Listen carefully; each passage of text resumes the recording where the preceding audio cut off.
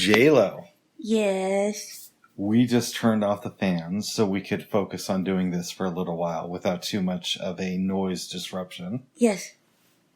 And it's pretty cool in your apartment. Yes, it is. Surprisingly, actually. But when I was up earlier today, I tuned into the local news, and they have upped their estimates saying that today we could hit 113 or 114 degrees outside. Oh. Which is, again, historic highs for the Portland metro area. Yeah, that is insane.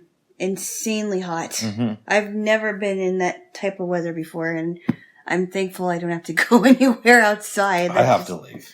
I know you do. But I think I'm going to wait in your lobby until it says that the lift is like a minute away. No, I get it. I totally understand. I get it. I wouldn't want to wait outside. Yes. Yeah. When I got up this morning, you had turned off the fan. I did, because I started to feel cold. It's a very weird thing, considering the, vast difference in temperature between here and the actual outside. Absolutely. Yeah. I mean, while we're here cool in this apartment, it's like blazing hot out there. And I know that I've been in 104 degree weather outside, and that is awful. That's awful anyway. But can you imagine 10 degrees above that? That's crazy, babes. That is crazy. Oh, I would imagine that it wouldn't take long for me to get a sunburn. Not at all. Not at all. Yeah. It's not good. Sorry. Oh. Sorry. That's okay, babes. You knocked the recorder out of my hand. I didn't mean to do that. I'm That's sorry. okay, babes. I still love you. Yes. We just got done listening to the Gospel of Paul. Not that Paul. Paul Davidson from Clubhouse. Clubhouse Paul. Yes. Different Paul. Yeah. Paul that's still alive. Yes. Yes. You were a little bit critical of Anu. The only thing it wasn't her. It was just like her mic was too soft. It was. It was the volume. I don't know what was going on with her volume, but I could not hear her. And I'm like, talk into the mic, speak louder, do something, because I can't hear you. I was surprised that Paul could hear her. Well, especially when you have Paul, who's very verbose and has a lot of energy. He seems very animated. Yeah. It might have just been a bad connection or something was wrong with her mic. Because I was able to hear him. Yeah, you could hear Anu, but you really had to focus on it. Yes. Yeah. But it's okay. They got through it. What did you think of the upcoming stuff on Clubhouse and them talking about features? I thought it was kind of interesting, and I also thought that there was because Paul was talking about the having smaller conversations and not to make it larger. I think it's a really cool idea, actually. Yes. And having like a room where it's 24-hour political talk, whatever side you're on. Did he say 24-hour political? Well, not 24-hour, but daily rather. Yeah. Daily, not 24-hour. That would be crazy. Daily political thing, which actually might work. As long as there's no trolls that are trying to troll the room. Yeah, but you can always kick those people out. Yes, you could. But I also like the idea of I think isn't he trying to figure out a way to be able to close down the room if it gets too big?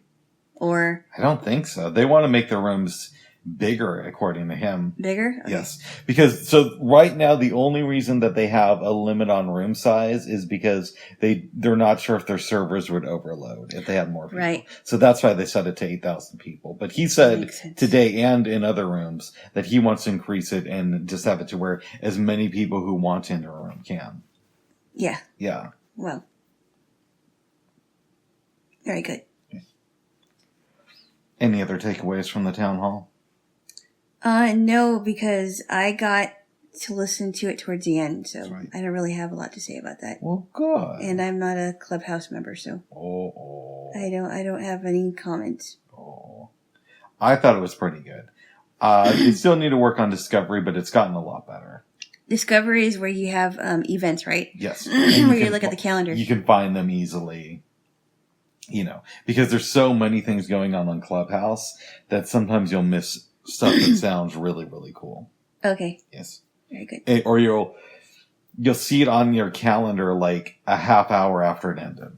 Oh, wow. Yeah, it's like, well, I would have gone to that. Yeah. Yes. Yeah, it's like, well, I wish that people would have told me before. Mm-hmm. Yeah. Yes, you will. Mm-hmm. Babes. Mm-hmm. Because of the heat, Mm-hmm. last night we ordered from Grubhub. Yes, we did. And it said sign up for a free trial membership. Yes. You know, and so I'm like, okay, well, let me sign up for this. And the price went from $31 to $36. That is exactly why so I don't understand how that works, because I have an account with them, but I don't have a membership. See, I was under the impression that you were a member until last night. No, after I signed up, of course. No. Not, in this case, no, I'm not. Mm. Just like I'm not a member of Walmart, and I just the Grubhub thing I don't get. Why the price would go up. And it could be just the fees too, but that was crazy. I don't have a Grubhub Plus membership. So But when we're on the phone, you talk about them a fair amount and how good they are. Well, yeah, but that doesn't necessarily mean that I have a membership.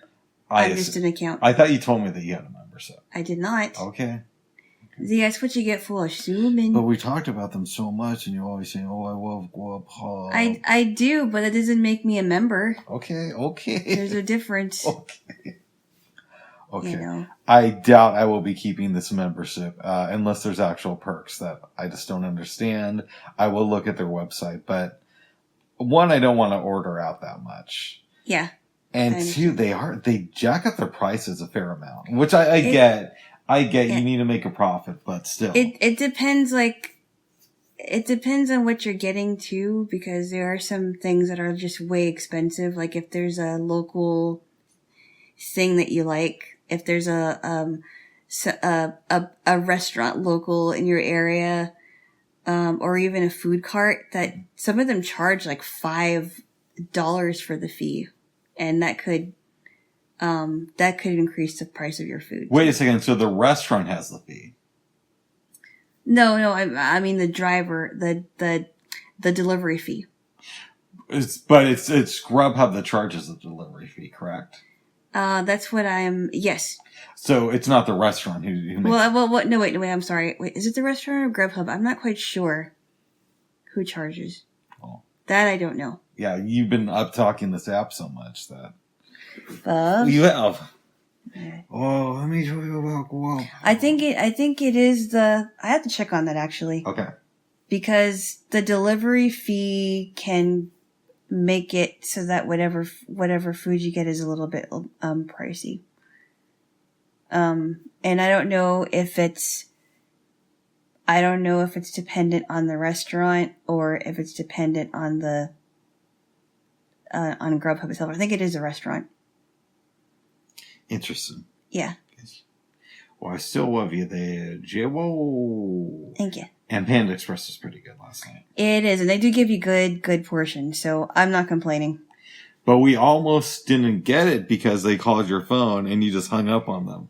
No, I did not. I did not hang up on them. I just didn't answer it because the weird thing is that the number that I got on my phone was a number that has called me before, but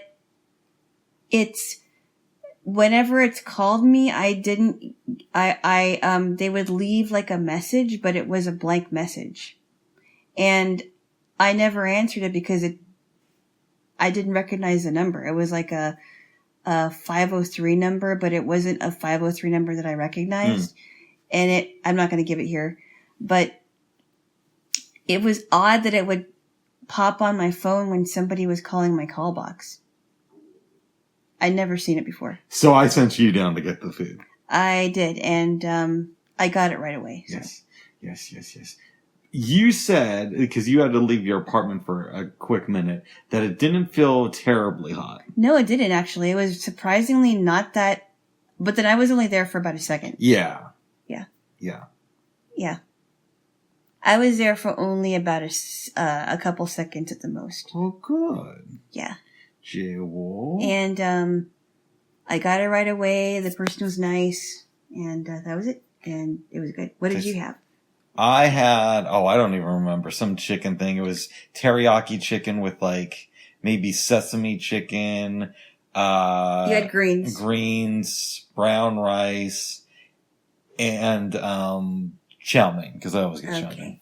I had white rice this time and fried rice. And then I had orange chicken, mushroom chicken, and walnut shrimp this time, and it was good. It was really good. Nice. And I still have some leftover mushroom chicken. That's good. That I didn't know was in the little box.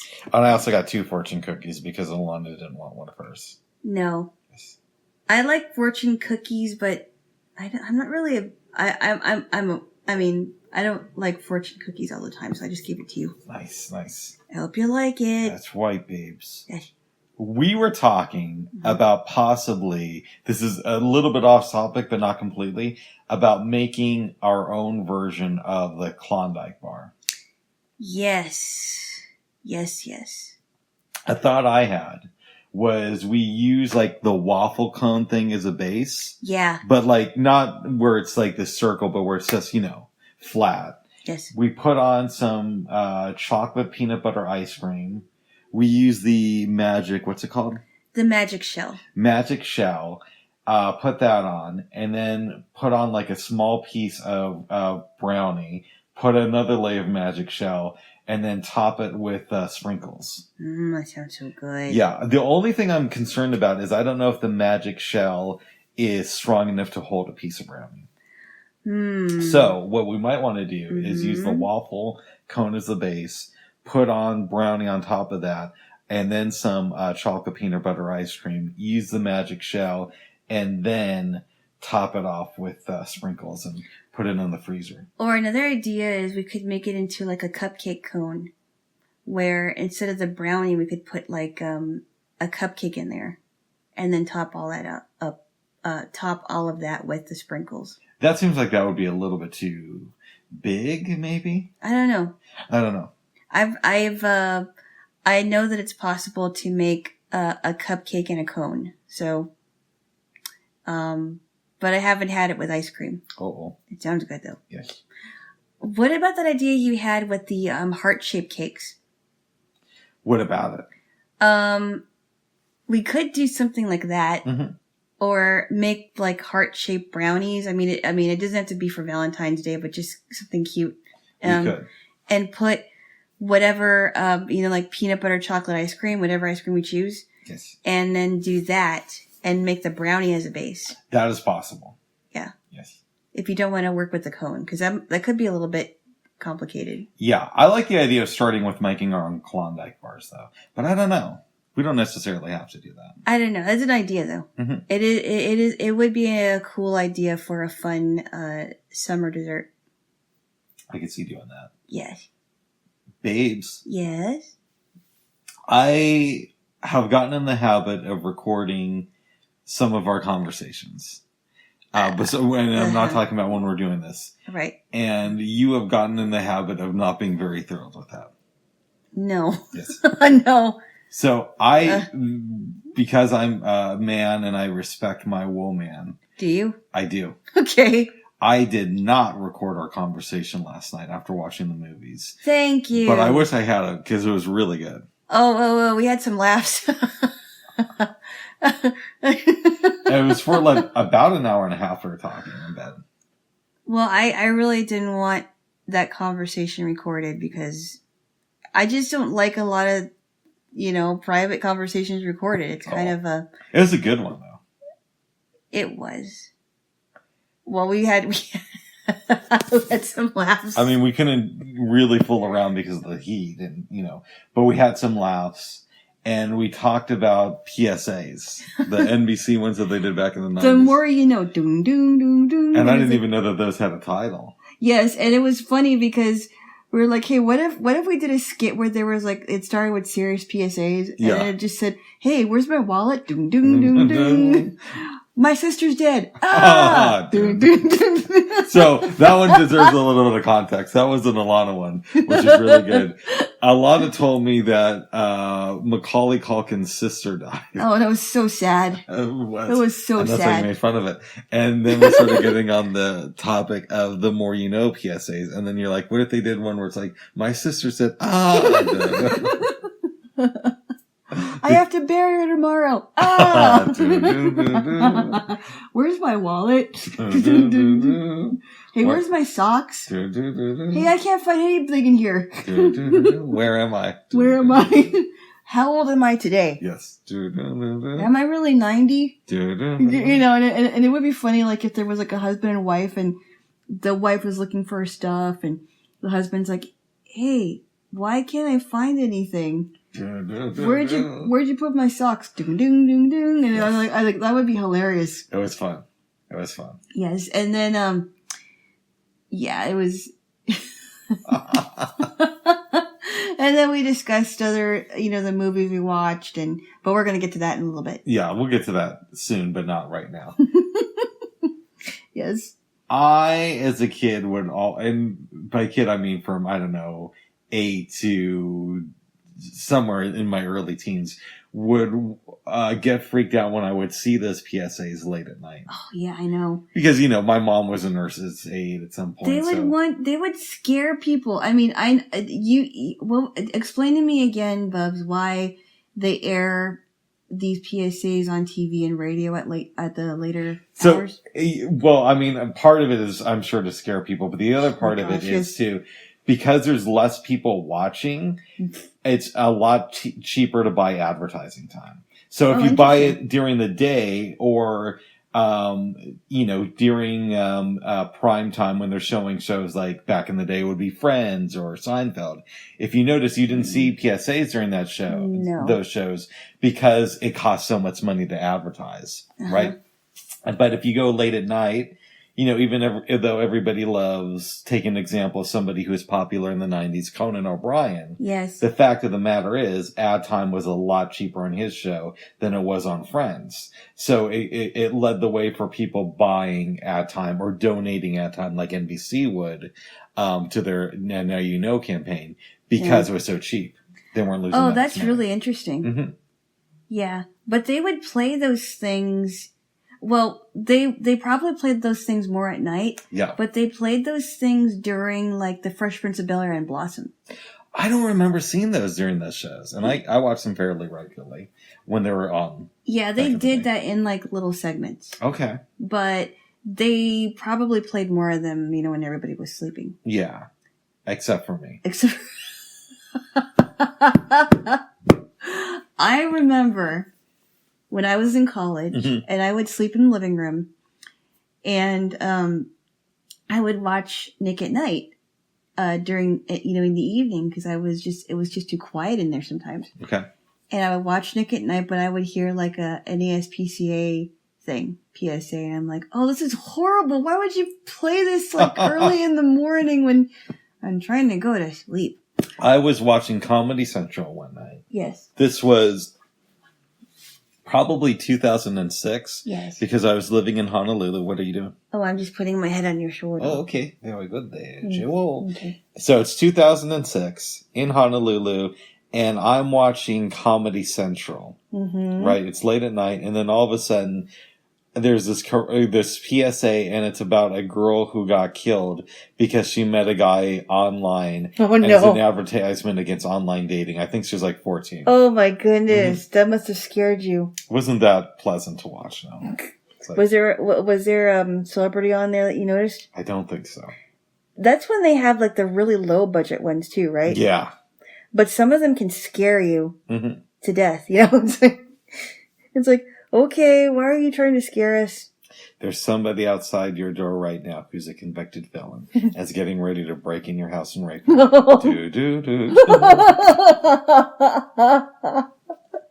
Bubs. What? Don't scare me now. Okay, babes. Yes. You're gonna die. Okay, stop. Okay, enough. Bubs. Enough. Okay. Now it's just scary stuff. Sorry, babes. I didn't know. Okay. But yeah, so suffice it to say, that's what it was like being a child of the 90s, watching PSAs. Oh, I'm sure they still show them at night. I'm sure they do too, but how many kids... I mean, I'm sure there's some in really poor areas, but how many kids in, let's say, the city of Portland, for example, are watching network TV late at night? I don't know. I can't tell. I don't know how people are able to. I don't know how people were able to find out how many people's TVs were on during the day or something. Well, they had the Nielsen system, and they still do. Waiting. But you know how that worked, right? How did that work? The way it would work is, and it was a little bit off, so it wasn't completely correct. But what they would do was they would randomly select a certain number of households in a particular city. So I think Portland, it was like, I don't know, I'm just throwing off a rough number, like 2,000. So they contact the family, and if the family agreed, they'd come to the home and they'd hook up something to the TV. And that something would say what channel the family was watching and for how long. They'd also take a survey of the family and find out, okay, how many working parents are in this family? Are they college educated? How many kids do they have? That type of thing. How many families are black? How many families are white participating in the study? And they would say this is a sample study. So based on how many Nielsen families are watching these shows, we can guesstimate the number of people who are watching it nationally. And again, there's some fishiness there, right? Because maybe you're selecting families who just happen to, like a particular show, but that doesn't mean the show is popular. Or the reverse could be true, to where there's a show that a lot of people are watching, but for whatever reason, Nielsen families just aren't viewing it as much. But that was the way that they put together that particular program. Oh, interesting. Yes. I didn't know that. Do. Okay. That's a PSA of me explaining how the Nielsen family works. All right. Yes. I think we should segue off of the PSA thing. Did I tell you, babes, what? that my household was selected for the Arbitron ratings once? Arbitron ratings? Yeah, so Arbitron, it was like the version of the Nielsen ratings for radio. Interesting. Yeah. And so this was in 2000. I was 17, so I was still living with my mom. And so, but my sister had moved out. So we were both given Arbitron diaries. Now, I think Arbitron does it a little bit differently. Arbitron diaries. Yeah, so Arbitron does it differently. Nielsen, I think, it was hooked up to the TV and it would stay in your home. You'd be a Nielsen family for like 2 years. Arbitron, I think, was just for like a month, if I remember right. And I was a big Howard Stern fan back in the day, as you know. And I remember I had to lie about how much I listened and say I listened less than I did. Oh, you had to fill it out? Yeah, you have to fill it out. So they want, what did you listen to? They don't hook up anything up to your radio. So they it's all on word of mouth. So it's not only what stations did you listen to, how long did you listen to it for, and if you can remember, what were they discussing, or, what songs did they play, right? So they wanted to suss your level of engagement. And I remember Howard Stern saying on his show a couple of times, the problem with our fans who listen to the show a lot is if you just say, we listen to Howard from 6 to 10 in the morning, and that's all you say, then they'll think that you're lying and they'll just like completely neglect what you said. Really? So because I listen so much, I actually had to lie and say that I listened less. I don't understand that. I don't get it either, because they would think that you're just... You weren't paying full attention to the Arbitron thing. And because most people, the philosophy of radio is, and I can tell you this because I took a broadcasting class before I did the Arbitron thing. Oh, okay. Is that you listen to 3 radio stations at a time. And you say, well, how is that possible? Right? And the way it works is, it's not that you listen to it every, 3 radio stations every second when you're turning into the radio, but it's that you switch stations so frequently that it might as well be at the same time, right? Oh, so, interesting. like after one song, most people flip to another station, or they'll go to a talk radio station, but it'll go to a commercial 2 minutes after you tuned in, right? So you'll flip back to another station. So it might as well be. At least that was the logic back in the day. Yeah. But I was part of an Arbitron family.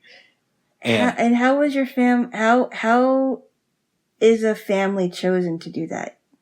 It's just random. They just pull out names and then they ask you about your economic background and that type of thing. Just like if a person's name was on a database. Yes. Enough time has passed, I may have filled out my mom's Arbitron diary too. But that was over 20 years ago, so. Wow. Yeah, listen to me now, okay. And then 10 years later, Arbitron reached out to me again when I was living in Denver to offer me to be an Arbitron family. But by that time, I'd stopped listening to regular radio and was pretty much just on podcasts. I didn't follow through with it. Oh, okay. Well. Yeah. Yes. Interesting. How do you feel about that? Wow, I can't believe that they would just choose people at random. Yep. And I can't believe that people would have to lie and say that they watch listen to less of a radio show. So that it would get higher ratings. That's weird. I know. That doesn't make any sense. Yeah. At all. I know. It was weird. How did you find that out? Because I listened to Howard Stern and he said that he said this before I became like a Arbitron. Okay, so you knew what was going on. Yeah, and he said the problem is people will say that they listen to the show from the time it starts to the time it ends, and Arbitron thinks that those people are lying, so they'll discount those ratings. Wow. So that's how I knew that because I listen I'm a fan now, but I was a diehard fan back then. And so I knew that if I said I listened as much as I did, they would probably discount it. That's just nuts. Yeah.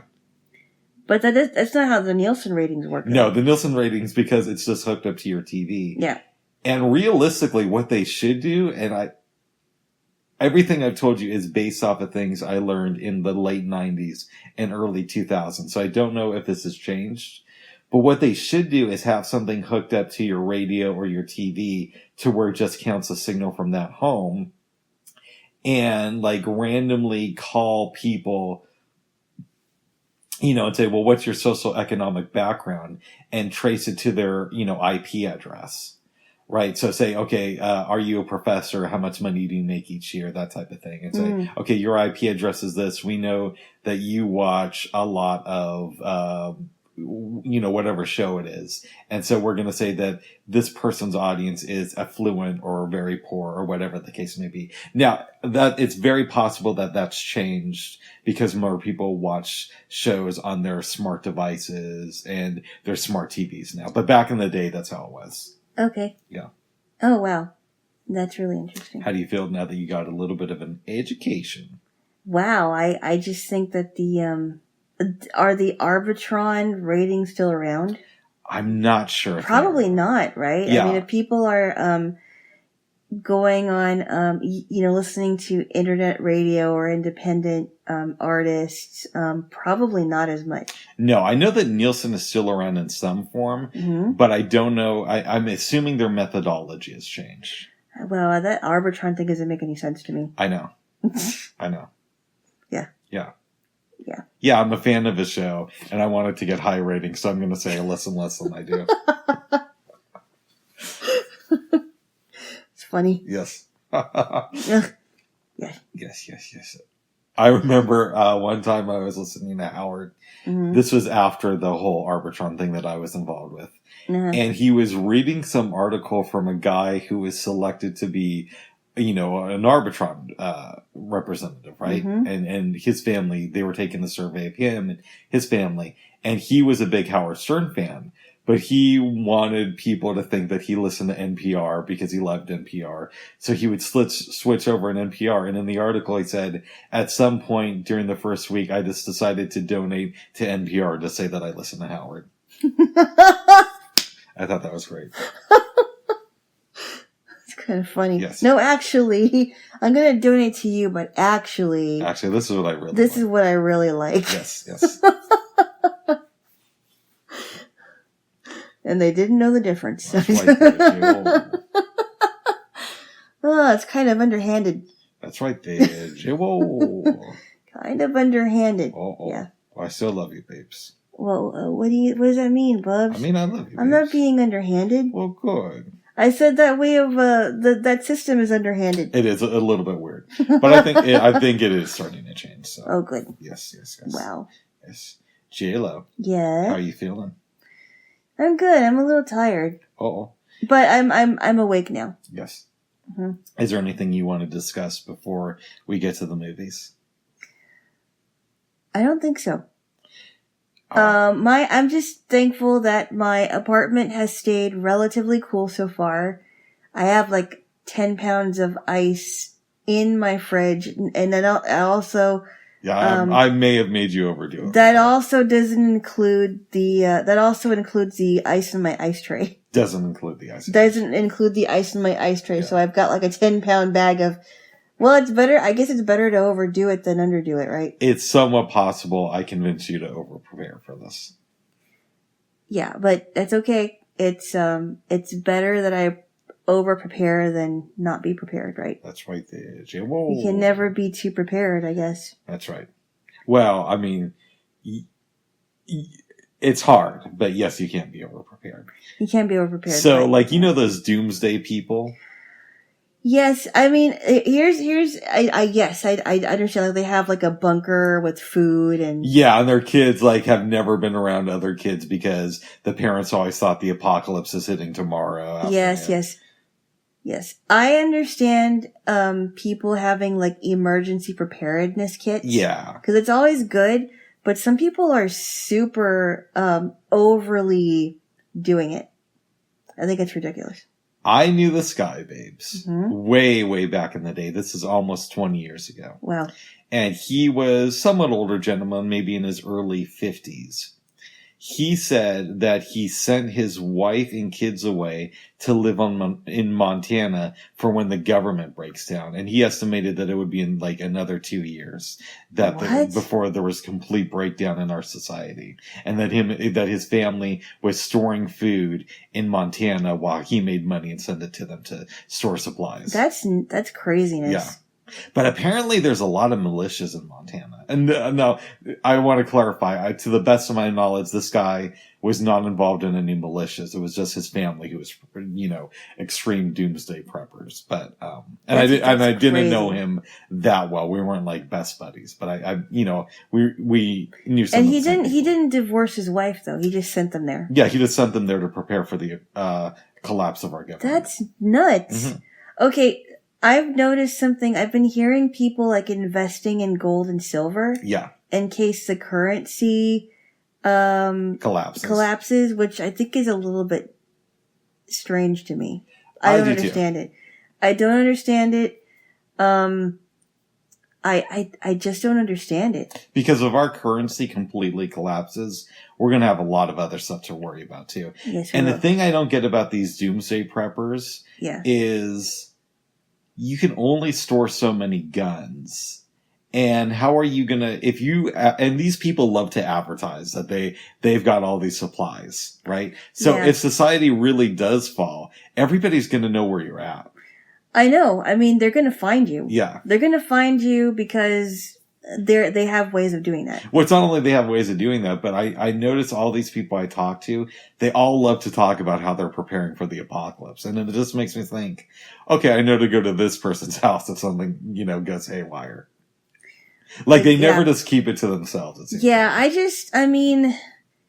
we're each, and not to be morbid here, but each of us is going to go sometime. Mm-hmm. Whether or not it's a natural disaster, whether or not somebody kills you, whether or not you die in your sleep, whatever it is.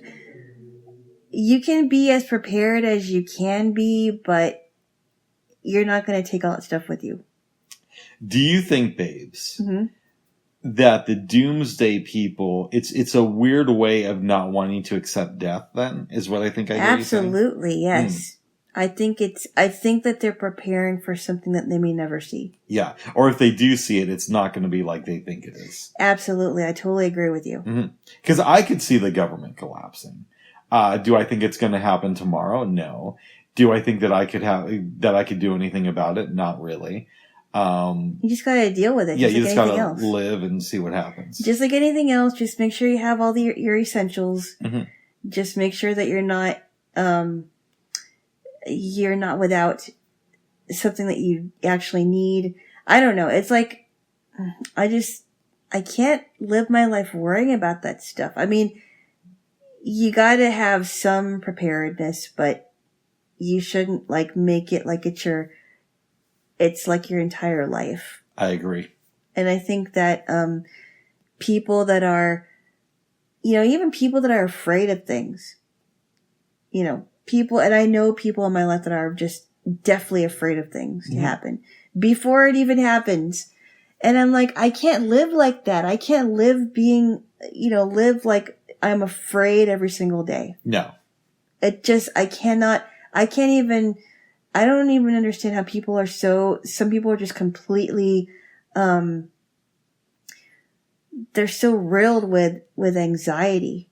They're just anxious all the time. They just don't know how to function. How did they get anything done? Yes. Yeah. How do they do that? And I know people in my life that will not be mentioned that are just definitely afraid of things before it even happens. Oh. Yeah. Yes. I mean, I just don't know. And the funny thing is when they were much younger, they were fearless. That's strange. So it's probably brought on by something traumatic. I would imagine it must have been seriously traumatic that they just completely flipped. Do you want to call this person right now and we can talk to them? No. Hey, Alana's doing a podcast and we were just wondering. No. Okay. No, I don't need to get them in the conversation. It sounds like you're afraid of that, babes. Give me a kiss. No. Yeah, come on. I love you, babes. I love you. Oh, good. Well, I'm glad that you love me there, Jaylo. Well, good. Right. Is there anything you wanted to discuss before we get to the movies? No. All I have to say is, if you are going to be prepared, just prepare wisely, but don't overdo it. Yeah. Don't act as if it's like doomsday tomorrow, because It could be, but it's also like, let's try to have some fun now, Yes. Yes. Right. That's right. Go out there, get laid, Come on, bub. Be silly. What? That's enough. That's enough. Okay. Don't encourage bad behavior. I'm not. Mm-hmm. No, I'm not. Bad behavior. Oh. I don't know about that, babe. Anyway. I love it. All right. Okay. All right.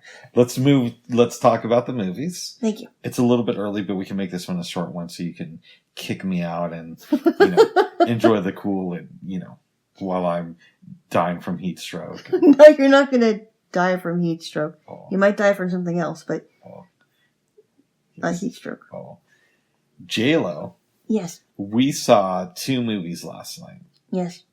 Both of which I had seen before, but I hadn't watched To Sir With Love, the first film on this list, since probably 96. Right. But my mom liked it. Yeah, it was. I didn't really remember that well. I thought it was pretty good. Give me the recap. I will just give you the basic premise and then you can add to it. Okay. Mark Thackeray is played by Sidney Poitier. Sid Port. Yes. Port. As the kids call him. Who? That's what the kids call him on Twitter. Sid Port. Oh, jeez. No, actually, I don't know if that's true. I made that up. He has a French last name. Anyway. Okay. So Sidney Poitier gets his job as a high school teacher at an English school. And he came from, he actually said that he was from a British Guyana or something. Something like that. I'm not sure where that is. But he lived South in the Africa, States. Right? Oh, that's right. I'm sorry. CIA running like that Jones and okay. So you won't talk about that Jones and Guyana. Bubs. You know that song, right? From Spearhead? Okay, I never don't mind. know, but whatever. You really hate it when I sing lyrics on this. It's annoying. Okay. It's distracting. Oh my God. Stop. All right. Keep going, please. Stop, it's distracting. Sorry, go ahead. Okay. Anyway, so he said that he was from British Guyana, but he also lived in the States before. And I think he was doing something completely different before he taught, and this was his first job as an actual teacher. If I'm correct, he was some type of an engineer, and he's looking for further work in that field. And in the meantime, he's decided to become a teacher. Yes. And people, the principal is saying that all these, it's going to get worse. These kids are hoodlums. The one teacher, Jillian, is a new teacher as well, and she's afraid of them because that's her first job as a teacher. So, he starts teaching them. They're kind of mouthy. They come from poor homes. A lot of them are very angry at their parents. All right, sorry, go ahead. This is on a PSA. Sorry, go ahead. Yes, keep going. And, I don't know why you put that in there, but... Because I need a kiss, I think that's why. What? All right, go ahead. Whatever. Anyway. So, there's some other things that go on that are part of the movie, but I don't want to get into too much detail. But he decides one day that he has an idea about how to straighten these kids out. And he decides that he is going to treat them like adults. The women are going to be referred to as Miss. And he's going to call the men by their last names, which I never understood. I wasn't sure. I didn't know why he didn't just call them Mr. So-and-so. And that everybody would he wanted everyone to refer to him as Sir or Mr. Thackeray. Yes. Go on, please. At first, these kids are apprehensive because, they didn't really have a lot of discipline in their lives. No, they didn't. But over time, they begin to get their lives a little bit more together. They dress nicer. They behave in a way that, it's not like they're suddenly the best kids ever. And they're cleaner, too. Yeah, their behavior changes. Yeah. And at one point, Thackeray even takes them out to the museum. Mm-hmm. And we don't see this on screen. It's shown kind of through pictures, which I thought was actually an interesting way of doing it. Mm-hmm. God bless you there, Jaylo. Oh, stop. Okay. And I just cracked myself up. But it's implied that they behaved at the museum and had a good time. So things are going well for Mr. Thackeray until one day there's a gym class. Yes. Explain that, please. Okay. His students are working with the gym teacher. Mr. Bell. And Thackeray isn't even in the room. No. One of the kids has to jump something and can't make the jump and lands on the gym teacher who gets pissed off. I think it's like a hurdle or something. Okay. Whatever it is. Something like that. The kid's a little bit hurt, but one of the other students is upset because Mr. Bell has a history of picking on this particular kid. Yes. And he yells at the teacher and he threatens him. Thackeray comes in to stop this. They all go back to Thackeray's room and he approaches the kid who was defending the other student and says, "You owe Mr. Bell an apology." And the kid kind of loses his shit, to be kind. And would you like to pick it up from here, Jaylo? Whoa. I think that was Potter, right? Yeah, maybe. So he... But I didn't steal is that correct? Did he apologize to the guy? I can't remember. I don't think he did. He didn't apologize. I could be wrong about that. I think he said he didn't apologize to him, because he's like, well, don't, he has a history of picking on this one kid, and I had to do something about it. Yeah, that's what I just said. Yes. So Mr. Bell is now not teaching. We don't see him after that, I think.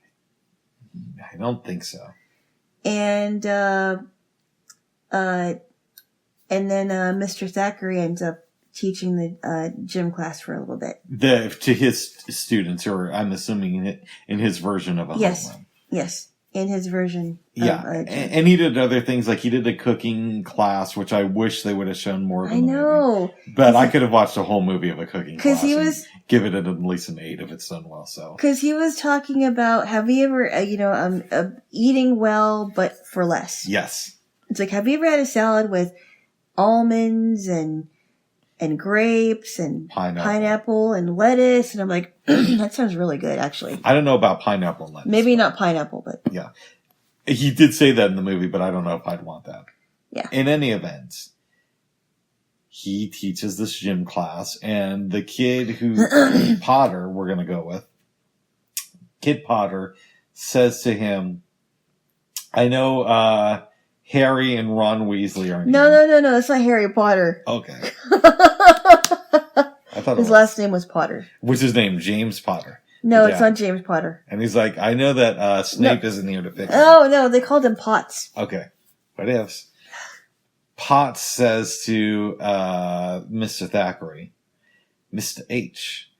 TH. Oh, yeah, you're right. Yeah.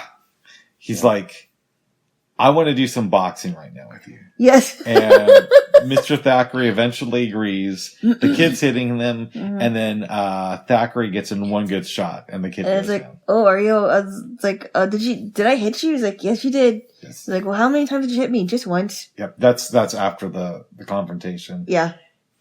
And Thackeray says, if you want, I'll put in a good word and maybe have you come back next year and teach some of these younger kids how to box. How to box. How to box. Yes. Like, okay. By this point, we're getting near the end of the movie. We should also say that there's this pretty attractive blonde-haired girl who has a thing for Mr. Thackeray. Her name is Pamela Dare. There's two women that do. Pamela Dare, who's the young student in his class, and Jillian, the new teacher. Oh, yeah, we already know she wants something. Yes. Jillian does. Yes. Whether or not they hooked up, I can't tell you. So, let me give you the backstory on Pamela Dare. Go ahead. Pamela Dare, her mother... Oh, no, wait. I guess I should I mention the guy's mother who dies? Oh, if you want to, go ahead. I forgot whose mother dies, and, it is implied that this boy's mother is a black person, which I thought was very, very interesting. I think the student is black as well. Yes. And they basically said, well, we can't associate with them because they're black. We can't go over to their house. We can't go over to their house. And Pamela offers to buy the flowers for the funeral. And take it over. And take it over there. Mm-hmm. And he's like, well, aren't you worried about, being subjected to gossip? She's like, no. I'm going to do that. I've known this kid since kindergarten. I'll be happy to do it. Yep. Pamela is very attracted to Sir Thackeray. That's right. And he says, if you want an A++. Wait. Don't make it into an X-rated all right, go ahead. analysis. I might have it a little bit wrong, but keep going. Babe. It's very wrong. Oh, what happened? Yeah. Okay. Mrs. Dare, her mother, explains to Mr. Thackeray, I'm guessing that they're at their home. They're at the school. She comes to see him. Yeah, she's like, I'm really worried about my daughter. She doesn't tell me where she is at night because she comes home like at 11 o'clock and I don't know what's going on, but she'll listen to you because she talks about you all the time. She'll listen to you. She won't listen to me. She won't talk to me. I don't know what's going on. I'm like, well, what about her father? It's like, well, we've been divorced for a while. And so he talks to Pamela and says, I really think you should talk to your mom. And she's like, give her a second chance. Give her a second chance. And she's like, why should I give her a second chance? I caught her with one of her friends. I'm guessing they were males. That's my assumption. Yeah. I caught her with one of her friends in my home. And you're asking me to give her a second chance. And, where have you been? at night, it's like, oh, I was only at this restaurant. It's very close. And he's like, I really think you should talk to your mother. And I think it's a shame that you're not going to give her a second chance. And she got upset. Leaves the room. And says that she's not going to buy the flowers. Yeah. So the one kid doesn't know that his school companions had some sort of support for him. Right. So he gets punished because of her mom. Yeah, exactly. In any event, time keeps on slipping away and into the future. And they're now getting ready to graduate. She comes up to Sidney Poitier and says, will you dance with me tonight? And would you please call me Pamela? Will you please call me Pamela? I thought that was kind of weird. Pamela? Yes. Pamela. He says, I know my name is Pamela, but will you please call me Pamela tonight? Okay. Isn't that what she said? No. Oh. No, she just said, Pamela. Can you please call me Pamela? Okay, I thought it was Pamela. Oh Maybe I heard it wrong. Oh my goodness. We fast forward. We're at the end of the year party. Students are celebrating. Sidney Poitier comes in the room, dances with Pamela. Thank you. They have... Oh, we pressed recorder. Shall we? They have a nice, innocent dance. Everybody's eating the food that Thackeray taught them to make. Yes.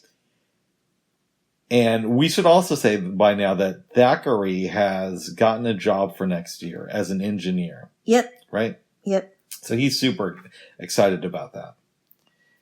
Then they say, we have a surprise.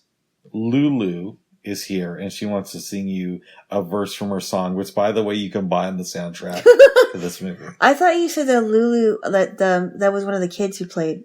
That was Lulu who played one of the kids, wasn't it? I don't know. I think that was the case. Yeah, she might have been. I mean, she was super young, so I don't know who it was. I don't even know if she's still alive. I think she is. She's only known for this, though, right?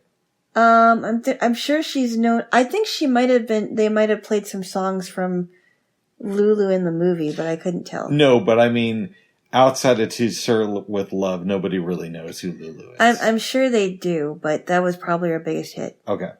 She comes on, sings a verse for the song, and while she's holding up the record of the soundtrack to the movie, which I thought was interesting cross-promotion. Yeah. That was a joke.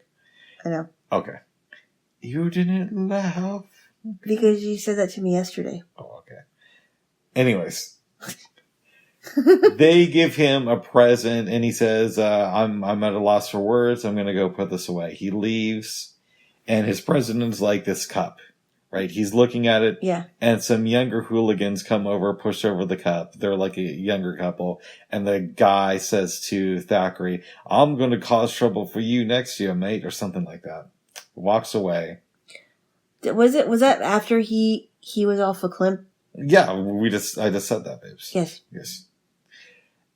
Thackeray stands up, takes out the letter of him being approved for being an engineer, and tears it up, and that's the end of the movie. It's kind of a fun way to end it. Yes. What would you give this movie? I personally would give it an 8. I'd give it a strong 7. Okay. I liked it.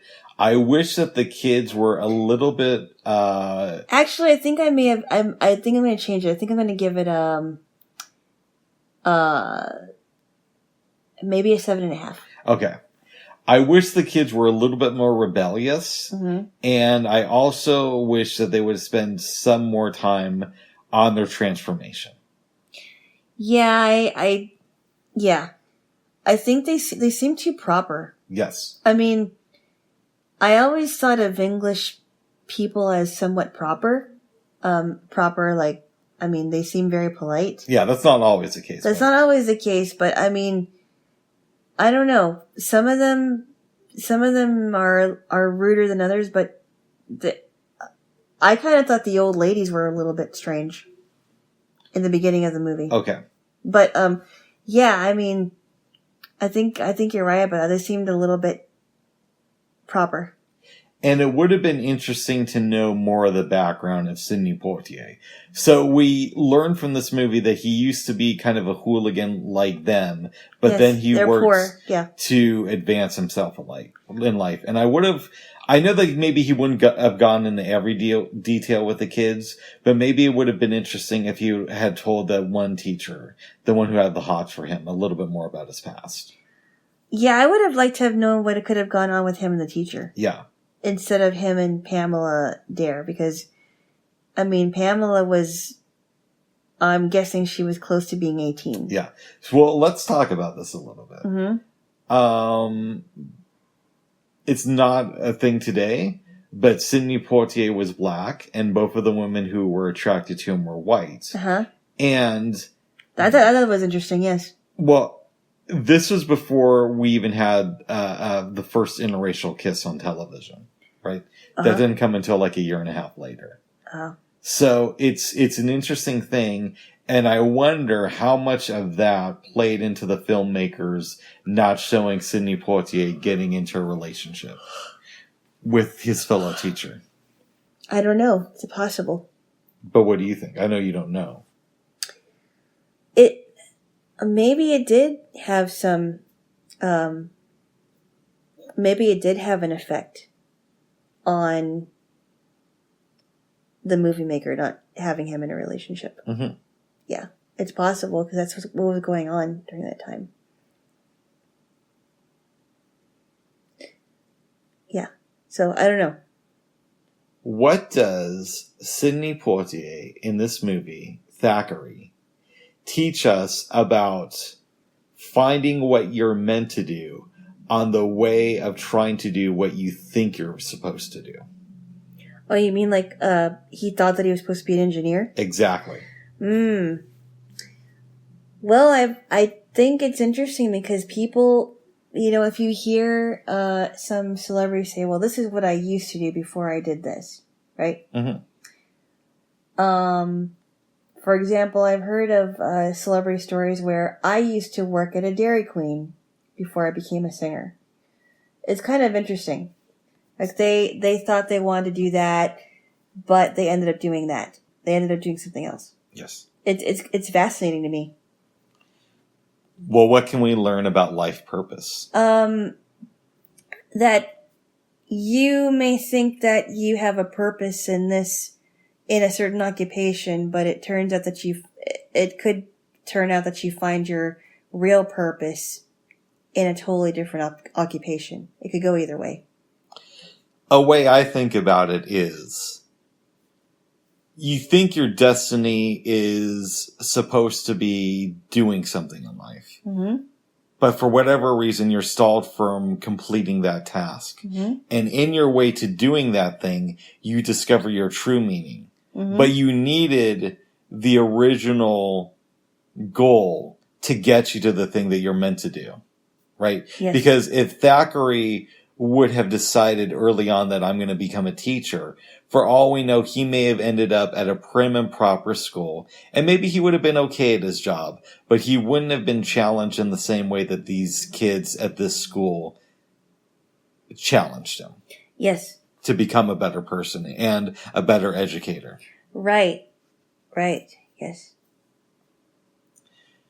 What does this film teach us about the way we perceive other cultures?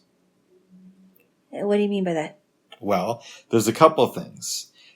Early on in the movie, one of the kids is talking to Thackeray, and he says, "Hey, I was watching this show about these Africans on TV last night, and they were dancing around without hardly anything on their tops." That's right. That's right. And Thackeray had a good response. And I'm going to misquote it because, I'm the king of that. But he basically tells the kid, well, there's a lot of things that may be appropriate for other cultures depending on the climate Mm-hmm. and the way that the culture developed. There's that. But then there's also, this movie was released in the era of the civil rights movement, right? Yeah, yeah. Mm-hmm. But it's also a film that's based in England. Yes. And England ended slavery roughly 50 years before it ended in the U.S., right? maybe not exactly, but a rough estimate, right? We know here about this, I'm not saying we understand, but we have a broad sense of the civil rights movement here in the U.S. with Malcolm X and Martin Luther King and integration. Yeah. I had always assumed that integration happened in England a lot quicker than it happened here. And to some extent, I still believe that that's the case. But we still have these pockets of racism that's maybe more under the surface over there because they couldn't, as white students, go and help or lend support to their fellow black student, right? Their friends. Because he was black, and that would have been seen as wrong. Right. So those are the ways that I think this movie plays with culture. Interesting, yeah. And our misperceptions. Because he was talking about, like, what is acceptable as far as, and then we're talking about dress. I mean, it's true. If you're in a warmer climate, you're going to want to dress less. Here's an example of that. I know it's kind of a little bit off topic. Go ahead. But I was talking to somebody on a plane, and she was saying that her and her boyfriend were in Costa Rica. And in Costa Rica, a lot of people want to walk without shoes because it's so hot. And, and it was, you could wear sandals, but a lot of people like to just put their feet in the grass or whatever it is because it's so hot. That would probably be the same thing as, like, if you were in the Caribbean, because it's warm, Yeah, that wasn't where I was going. Go ahead. No, I understand what you're talking about. I guess I'm trying to simplify it, I suppose. Okay. And maybe I'm not doing a very good job, but I understand what you're talking about when he was explaining the social norms as far as dress and how what they thought was inappropriate is not inappropriate to them, it's appropriate. Yeah. That's what I meant. So look a little bit deeper. Yes. At different cultures and different societies. Yes. And I mean, I guess we could call London another culture. It is. And in a way we could say it's even more of another culture because we're watching it through two different lenses. Through the lens of 1967 and through the lens of filmmakers, right?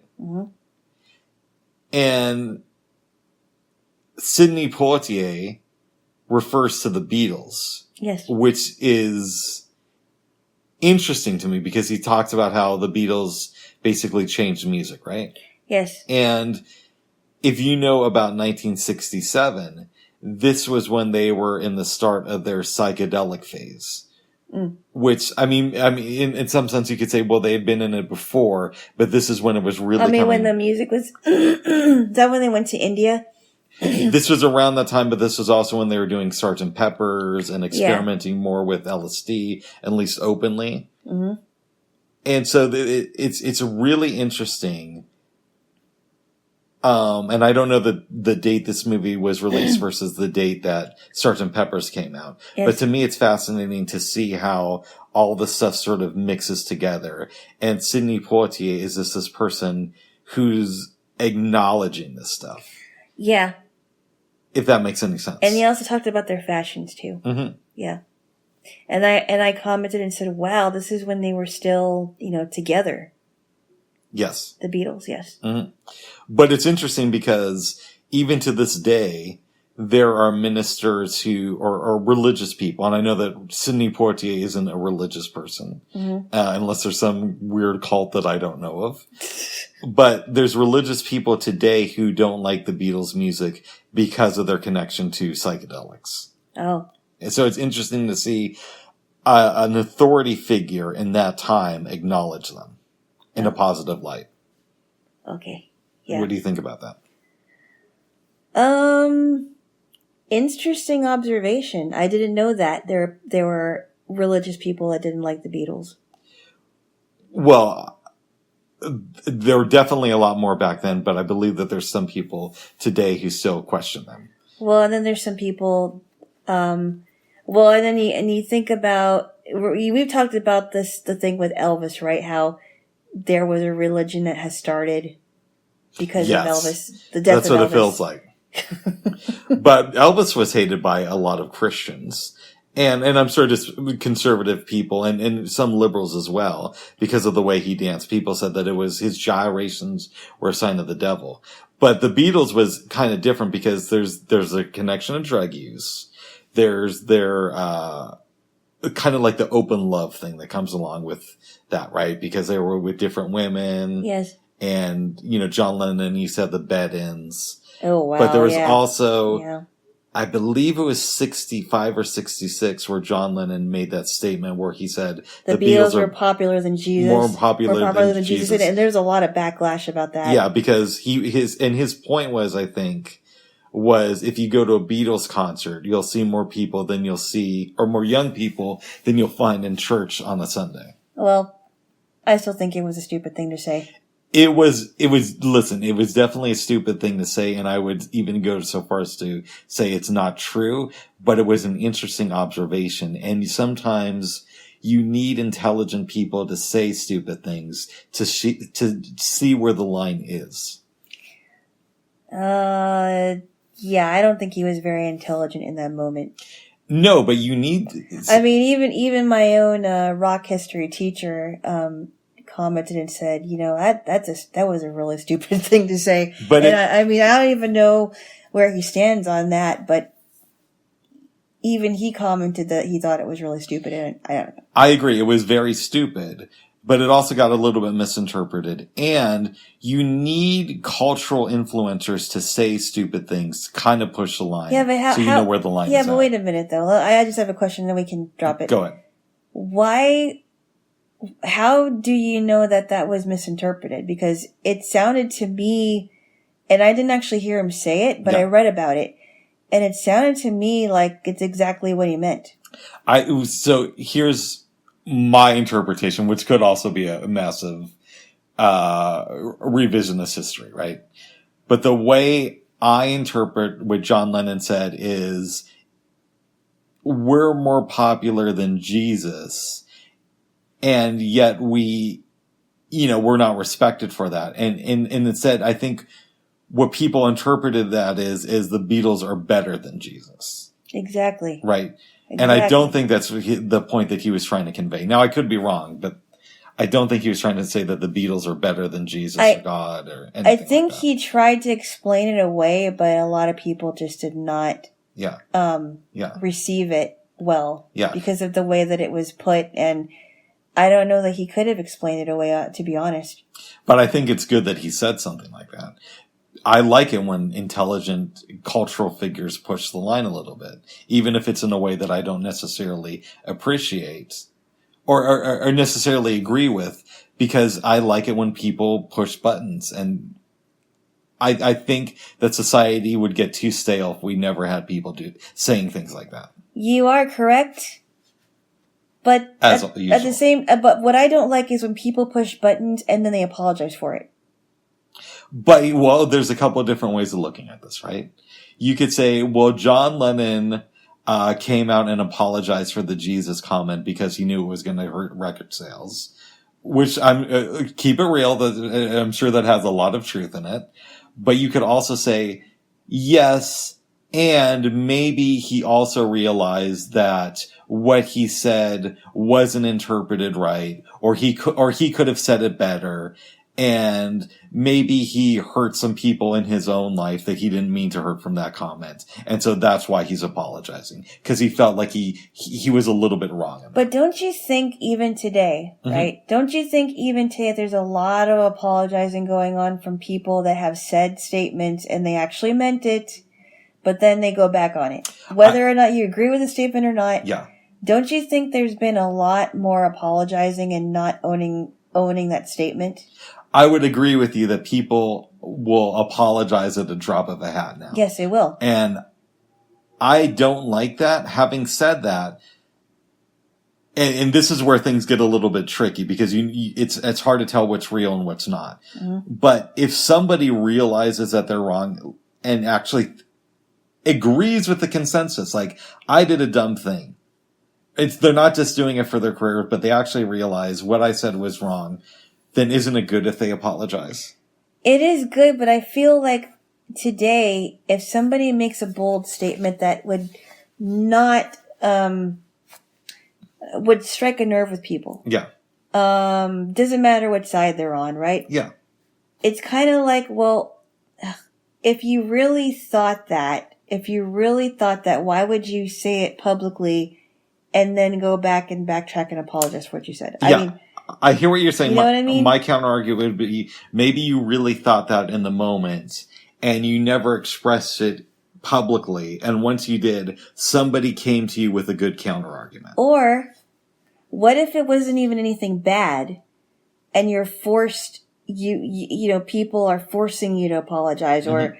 I mean, it's like, well, don't apologize just because people want you to apologize. Just say how you feel and leave it at that. And if they don't like it, that's just they have to deal with it. I hear you. You know what I mean? It kind of goes back and forth. I would say that the world is complicated. Nobody's perfect. And this is an opportunity to look at ourselves. I don't know, babes. I don't know. Yes. Okay. Yes. But back to So With Love. Okay. Okay. Would you recommend this movie to anybody? Oh, yes, I would. I think that there should have been a little bit more depth with the students. Yes. Because, yes, they came from poor homes, but we don't even know anything about their parents. Except for Pamela Dare's. Her mom likes to get it on. Or something like that. But whose mom doesn't like to do that? That's how you exist, babes. That's how you exist, yes, babes. Yes, I know, but why do you have to turn it into an X-rated thing? I didn't turn it into an X-rated thing. Whatever. Your mom did not have in vitro fertilization, as far as I know. No, she did not. The lady had some. We're not talking about reproduction. Anyways, babes. You like to backtrack quite a bit, or not? No, sidetrack. Anyway, yes, I would. I think it would have been interesting to do more backgrounds on the teachers, like Weston. Because I mean, Weston it seemed like he was their teacher at one time and didn't really care much about the students. Yeah. And was kind of into himself. I would have liked to have known a background on him and Jillian, I forgot what her last name was, and Mark Thackeray. But also the students.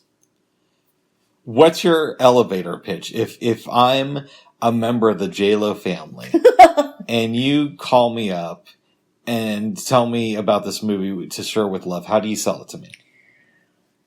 I would say, if you're planning on teaching abroad, this is something you might expect. Yes. It isn't it may not be too realistic, but it's something. Well, that's a good elevator pitch because in a way I teach you, so I am teaching abroad. But oh, no. Sorry, that was a dumb joke, babe. Yes, it was a dumb joke. All right, so give me a kiss. Give me a kiss. I love you, babes. Abroad. I'm teaching abroad. Oh. So maybe I should watch the movie again by myself and learn some tips. Right. What do you think? Without abroad. But locally and not abroad. Yeah, okay. Just wrong, Bubs. Thank you, babes. Yeah. Is there anything else you want to say about this movie? No, I enjoyed it. I did. There's one thing, actually two things. I know that they made a sequel to this movie in the 1990s, which I have not seen. Yeah. It was a made-for-TV movie, but it did have Sidney Poitier. Oh, wow. It's possible I'll check that out at some point. Okay. And I don't know who directed this movie. I'm going to Google it. Maybe I'll watch some more films from this director. Huh. You know. Yeah, I forgot who it was. Mm-hmm. I think you told me who it was, but... I forgot. Yeah. Yes.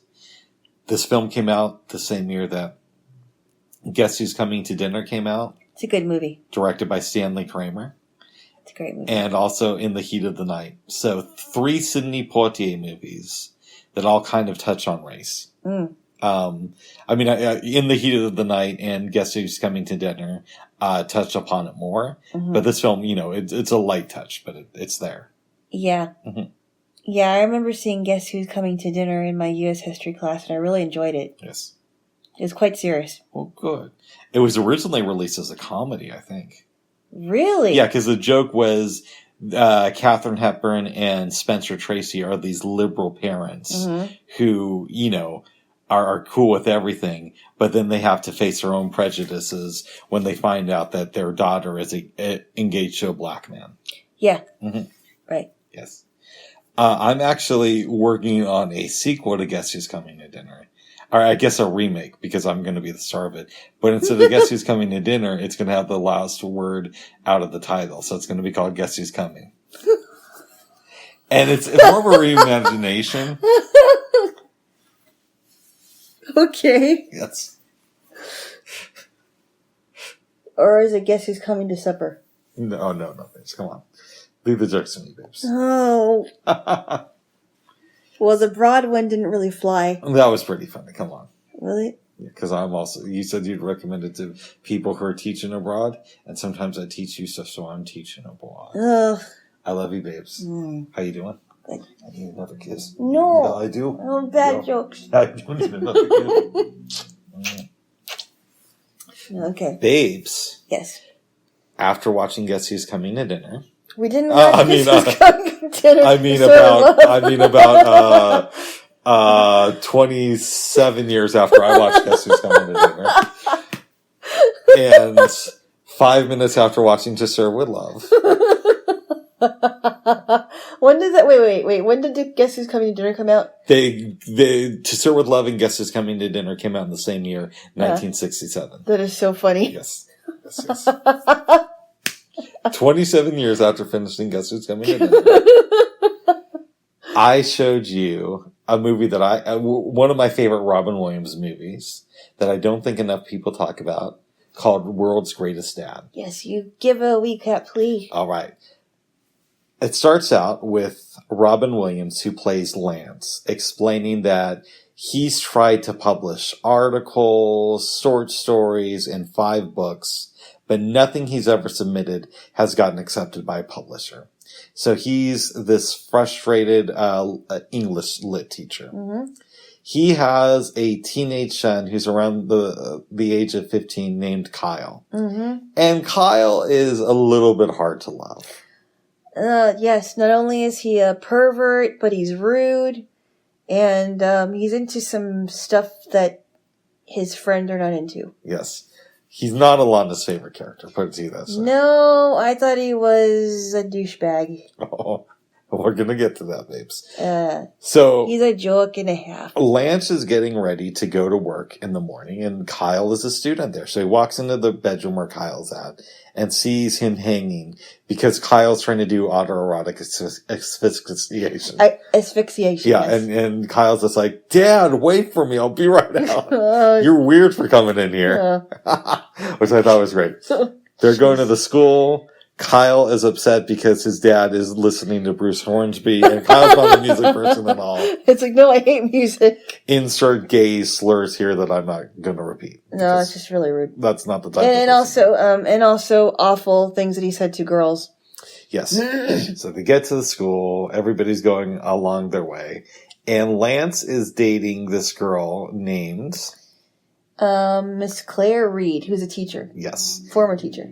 Claire has the hots for another English lit teacher named Mike, who is a little bit more debonair, kind of cool. The kids like his classes more. Mm-hmm. We know this because the poetry class that Lance teaches is of danger of being dropped from the curriculum because people like Mike's classes more. Okay. Mike just got an article or short story published. It was a short story that was published in the New Yorker, which is very prestigious and everybody loves it. And, it's great. And Lance is a little bit threatened by this, not too happy. Mm-hmm. Claire starts spending more time with Lance, and Lance goes to do his thing. Kyle is in the hallway talking about German pornography with his friend Andrew. And Andrew's like, oh, I don't like this. That's a little bit too extreme for me. That's just sick. Yeah. Yes. And Kyle's, again, is a little bit abrasive. He makes a comment about a young lady and gets into a fight. Mm-hmm. And didn't you say that he was on the ground or something? Yeah, he goes to the ground and tries to kick the guy. And then, what were you laughing at that? I was just laughing because when I think it's Mike comes to break it up, Kyle starts yelling at the other kid, yeah, you want some more of this? Yeah.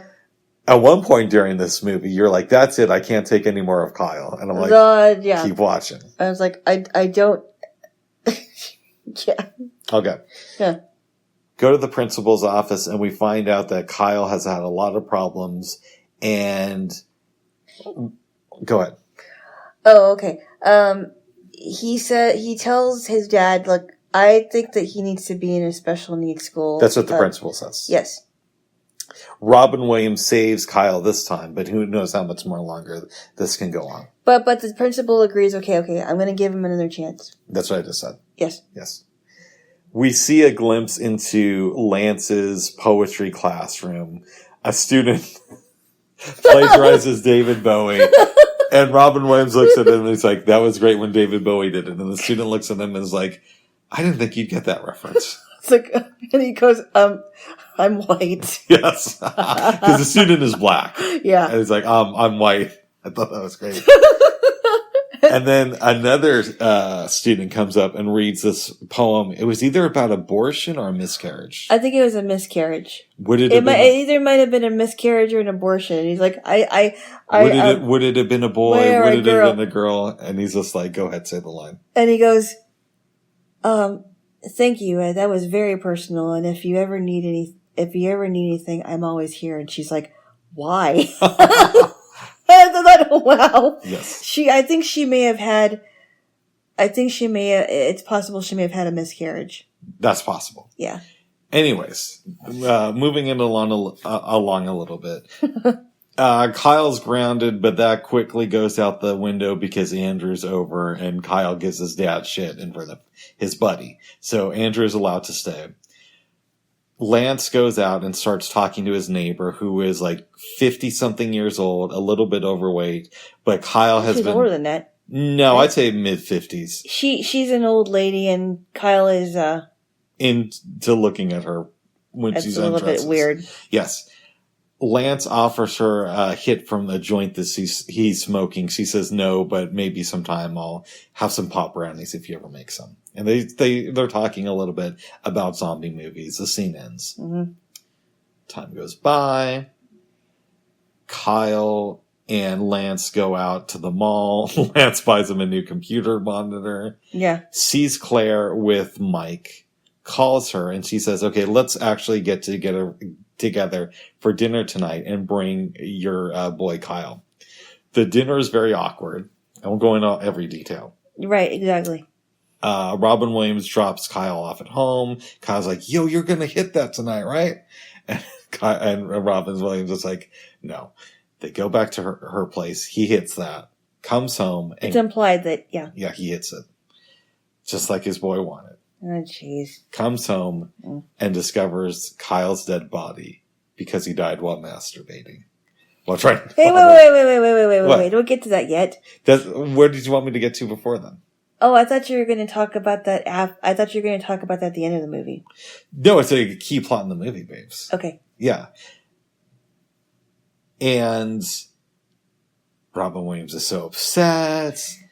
There's a montage of him putting the body down, crying, all this stuff, and he decides that Kyle didn't leave a suicide note, so he writes one and puts it in Kyle's front pocket of his shirt. Calls the coroners. They come. Everybody's giving him sympathy. Some time goes by. Kids are a little bit sad, and somehow Kyle's suicide letter gets leaked on the internet. It's very weird. And becomes very popular with the kids. Mm-hmm. So people who hated him start wearing these shirts with Kyle's picture on them, or these little pendants with his picture on them. Wow. At one point, this girl who is in Robin Williams' literature class goes up to the car and says, "Can I have something of Kyle's?" That's Heather. She's kind of a weird one. That's just mine. So yeah. Robin Williams gives her the Bruce Hornsby CD that Kyle hated when they were driving to school. Yes. His class now starts to fill up, right? He goes to class one day and everybody is asking questions about Kyle and, what was he into? Did he his band? Did he like music? And so Robin Williams liked Bruce Hornsby and also like Ozzy. So he's like, and Kyle thought all music was gay. So he says, he liked us from Bruce Hornsby and a little bit of Ozzy. And then, the student who plagiarized David Bowie said, "Did the boy know Jesus?" And he says, "Well, Kyle was an agnostic, but I like to believe that he had his own form of spirituality." So this letter's super popular. Andrew comes to Lance and says, "It's weird. Kyle didn't really seem that smart in real life." And he says, Lance tells him, "Well, Andrew, Kyle was a very complicated kid. Yeah. And I believe that he was trying to hide his intelligence from you." So that works for the time being. Right. He goes over to his neighbor's house. It turns out that she's a hoarder. They eat pop brownies and watch some movies and make further plans to get together in the future. Nothing happened because he's still chasing after Claire. Claire, yep. He's starting to get more into him. And then one weekend, Robin Williams sits down and writes a fake journal for Kyle. Gives it to the grief counselor and says, "Hey, if this could ever help any other kid, maybe pass it along," right? Mm-hmm. So the grief counselor takes a look at it. They do a self-publishing book, right? And they print out maybe, a couple thousand copies and sell it to the kids who are all like buying it and reading it and really getting a kick out of everything. At one point, Andrew comes over to Lance's house and says, "There's nothing in this book about felching or about anal sex or any of the stuff that Kyle was really into talking about." And Robin Williams is like, "I keep telling you, Kyle's a complicated person. Right. Now I got to get ready because I'm going on TV tomorrow." And Andrew just keeps pushing the point. The Dr. Dana show, yeah. Robin Williams eventually yells at him and says, "Andrew, no wonder your mom drinks." Pisses off Andrew. He goes to the door and he says, "You can be on TV all you want. That's not going to bring Kyle back." Yeah. Flies out to LA to do the Dr. Daner show. And this girl... Daner? Claire is there as well. Yes. Okay, she's going to be in the audience. He goes on the show. Fake cries. His book agent is there and says, "We're going to work out a deal to get this book released nationally. Yeah. I know that they're dedicating the new library in your school to Kyle. So there's going to be some publishers there. And by the way, they might want to buy a book of yours too." So get to the library. And there's a special guest. Normally, I don't like celebrity cameos. But this is funny. This one worked for me. It's Bruce Hornsby. Bruce Hornsby comes in and plays the song. He does a very interesting rendition of his old song, and it was actually really good. The only Bruce Hornsby thing I know is that Tupac sample. That's just the way it is. That's just the way it is. Things will never be the same. I see no changes. Can't about the get all right. In the Middle East instead of a wall. Okay, all right. Stop. This is not a Tupac segment. Okay, babes. We're not talking about Tupac right now. That's what I said. Get it together, Jim. All right, babes, come on. So Bruce Hornsby plays the song, and Kyle, Lance comes up to the stage and is talking, and then he says, "Kyle was a douchebag. He didn't hang himself. He died while masturbating." And he goes on and on about him, gets off stage. The principal says, "You're a real asshole." The girl, Heather, who was so obsessed with him, flips off Robin Williams.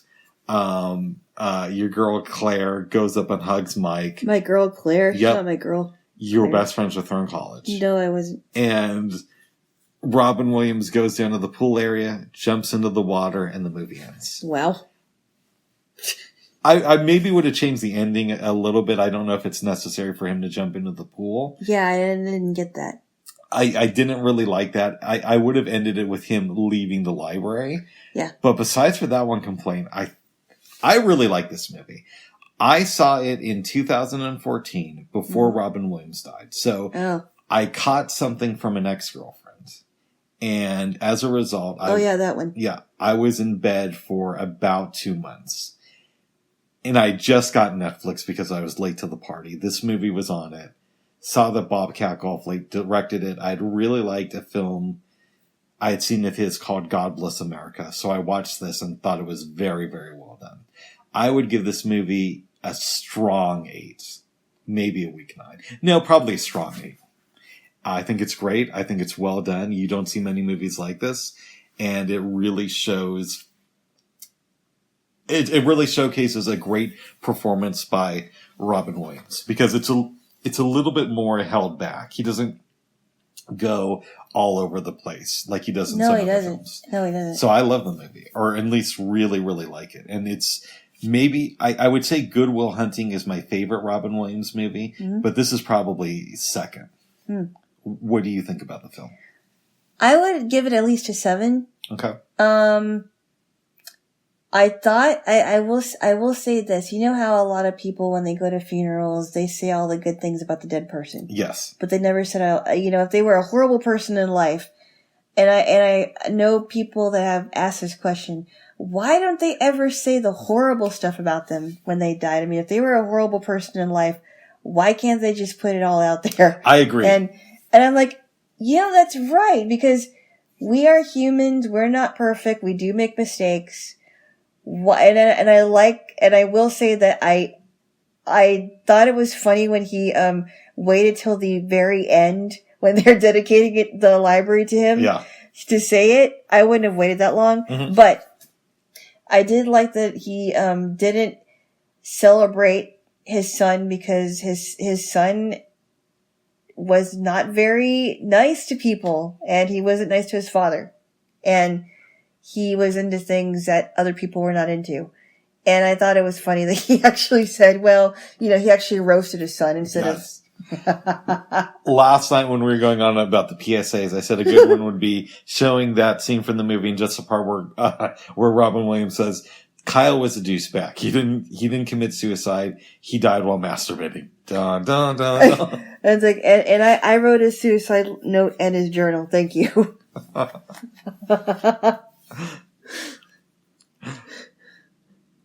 That's funny. Where does this movie rank in the catalog of Robin Williams films for you? It's not my favorite one, but I understand why you would think that it was well done. So you get why it's near the top of the list. Yes. I will say I really hope the actor who played Kyle Clayton was really not this jerky in real life. But if he wasn't jerky in real life, he really played a good one on I mean, that's a testament to how good an actor he was, because he really was a jerkwad. He's great in this movie, the kid. He really was. I mean, he is like the ultimate rebellious teenage boy. Yes. Yes. I didn't use gay slurs when I was a teenager. I hope not. And I didn't have access to the internet. But those two things aside, I was a little bit like Kyle. Oh. A little bit, not completely, but I definitely had my more salty. But don't you think that Kyle may have been a little bit more angry than you were? Maybe.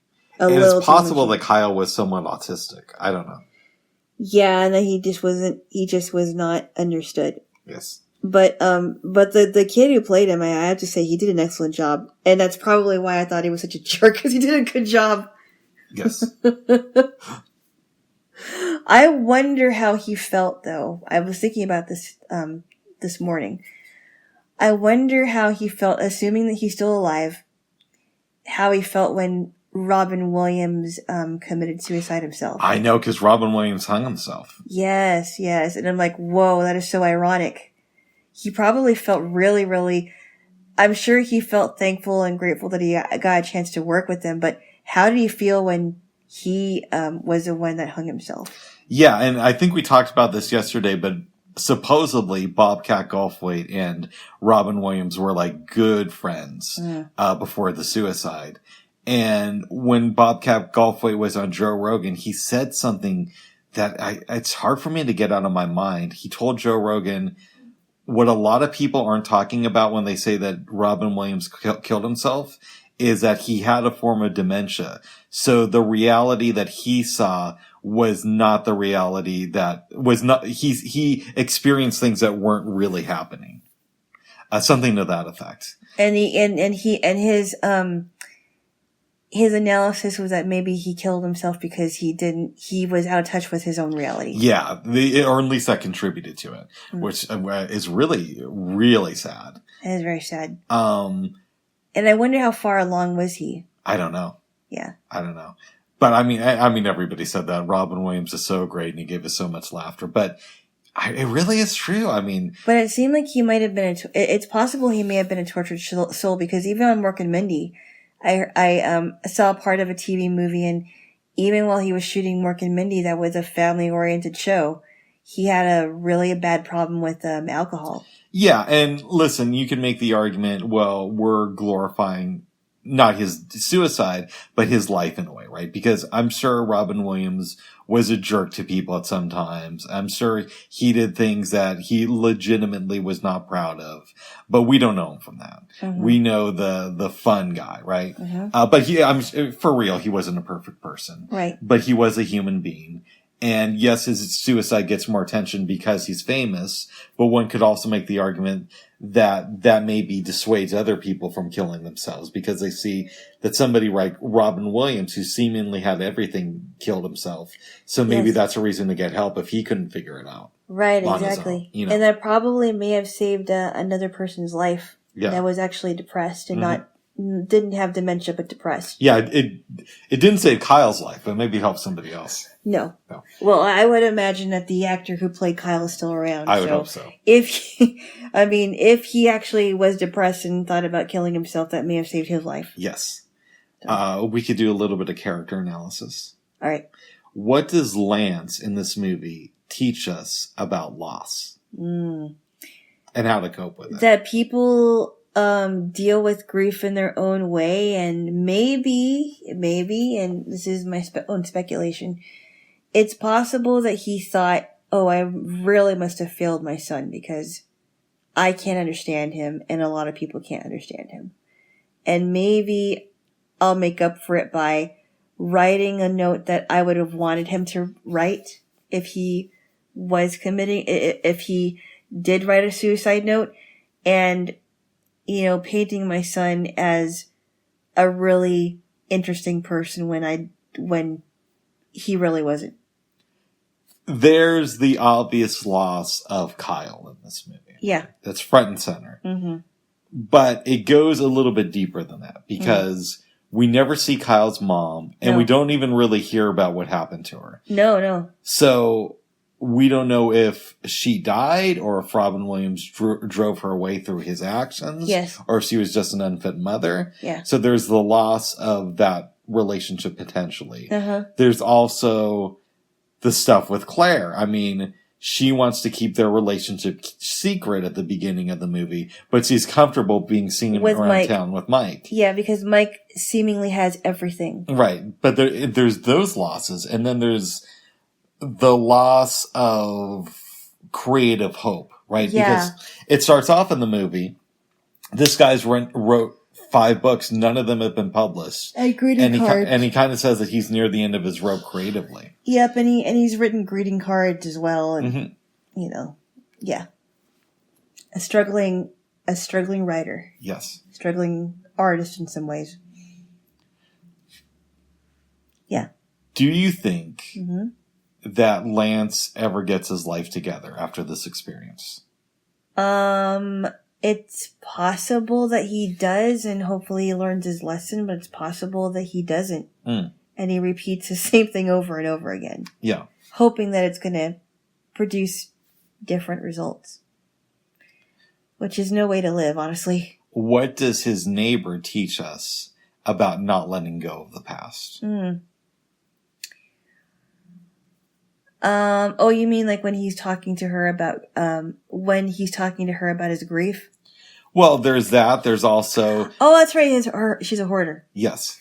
So I really wish we knew more about this woman, because she apparently lives alone, and she holds on to things, and she probably would have a hard time with grief of losing stuff. Mm-hmm. And she's like, I just think that I think, what did she say? Like, I think that I would need it for something, or Yeah. I just can't bear to lose it because I would feel so badly about it, or whatever it was. About her stuff. About her stuff, yeah. Yeah. So she's trying to hold on to it, and he's trying to deal with the past and letting go of his son. In a sense, we have two different sides of the same coin. Yes. He's trying to move on, and she's trying to keep a hold of things. Yes. Yes. Yes. It would have been interesting to see a sequel to this movie and find out what would have happened with their relationship. Like, Mm-hmm. maybe they remain friends. Maybe she turns on him as well. I don't know. Mm. Yeah, and I kind of would like to know about, Claire and Mike, and if that ever goes anywhere. Mm-hmm. Because Claire's only into Mike for his money or his accomplishments, rather. His status. His status, yes. Status and accomplishments. And when Lance looking like he's a loser in life, she just goes from him to Mike. Mm-hmm. And back to him. And then him to Mike. Yeah. What does... Or I guess here's a different question. Mm-hmm. What do the students teach us in this movie? With the way they handle Kyle's death? It's so interesting because I'm sure that not everyone knew who Kyle was, because he was kind of like, he didn't have a lot of friends except for Andrew, Mm-hmm. right? Yep. So he was kind of a loner, and that was true. He was kind of a loner. And maybe they thought, well, maybe we misjudged Kyle. Maybe we really did misjudge Kyle, and we wanted to, maybe they were trying to make up for it by reading his journal and reading his letter, even though they didn't know at the time that his dad wrote it. Interesting. What do you think? I actually think it goes to something you said about people will oftentimes, when somebody dies, they'll put them on this pedestal. Yes, they will. And they'll completely neglect the negative aspects of their personality. If any. And these students did that with Kyle because he wasn't liked for seemingly good reasons. Mm-hmm. He's very reactive. He wants to be an alpha male, but he's really a beta. Yes. Right? Yes. But yet, they look over that because society has taught them that they're supposed to mourn the passing of somebody. Absolutely. Mm-hmm. But yeah, I mean, that's very true. And I think they're trying to make up for it. Yeah. They're trying to compensate for it. What can we learn from Kyle? Don't leave him alone with a computer. Don't leave him alone with cords or whatever. Anything that could hang you. Well, that's one interpretation. It's possible, you might be right, he may have been autistic. May have had some learning disabilities because he was failing in his classes. Yes. He probably had some problems concentrating. And it's possible that he may not have been challenged enough. And it's also possible that it's hard for him to live with Lance for whatever reason, because Lance is a tortured artist. Mm-hmm. His mom is not in the picture, as far as we know. Mm-hmm. Right? So those things probably contributed to his negative outlook on life. Mm-hmm. What do you think of Andrew? It's so interesting. It sounds like he has come from neglect as well. Mm-hmm. But I think Andrew actually wants to do the right thing. Yeah. I think he doesn't want to be like Kyle because he thinks Kyle's kind of messed up too. Judging by the stuff that he's showing him. Yes. You know, he's kind of a messed up push. But I think Andrew really wants to do the right thing. But I also think that he doesn't want to lie about who Kyle really was. Mm-hmm. Even though he was his best friend and he was his only friend. He didn't want to hold back on what kind of a person Kyle really was. And he was upset with Lance because he was willing to lie just to improve his status. And I get that. Yes. I get that. Yes. Yeah. Are you glad you've seen this movie? I guess. I mean, I don't know if I'm glad that I saw it, but it's an interesting movie. You asked some very strange questions. Well, because I want to get at the heart of matters.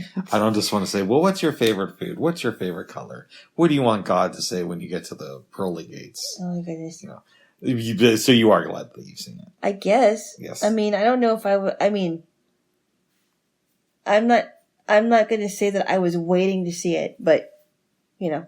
I was definitely waiting to show it to you. Okay. Yes. It was very interesting. It really challenged my thinking. I still did not like Kyle's character, but the actor who played him was very good. Mm-hmm.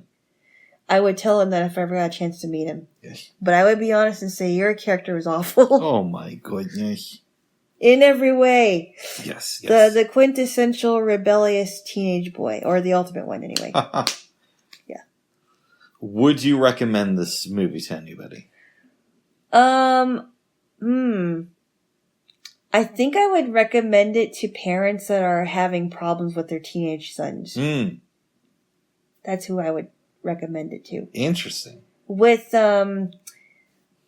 discretion, because there are some gay slurs in there, and you know there are some homophobic slurs, and there are some really awful things that were said to girls. And then there's some like disturbing pornographic images. I don't know if you were able to see it, right? Not the real disturbing ones, no. Okay. No. You weren't able to see it well. Yeah, they didn't really show you much in the movie, which I'm kind of glad. Yeah. Yes. Yeah, I don't think they probably wouldn't have allowed that. They could have. It was an independent film. They could have shown some more stuff, but It's best that they leave some things to the imagination. Yeah, I mean, I think with discretion, but I do think that it's kind of an interesting way to look at men raising their very rebellious teenage boys. Mm-hmm. And how would you deal with it? They probably would be like, well, I would deal with it differently than Lance did, which probably would be the case. Yeah. Or I would say I would do something similar, but not quite like that. I don't know. Do you have any questions about this movie for me? Okay. What kind of sense do you get from Claire? Because Claire is kind of a big part of it too.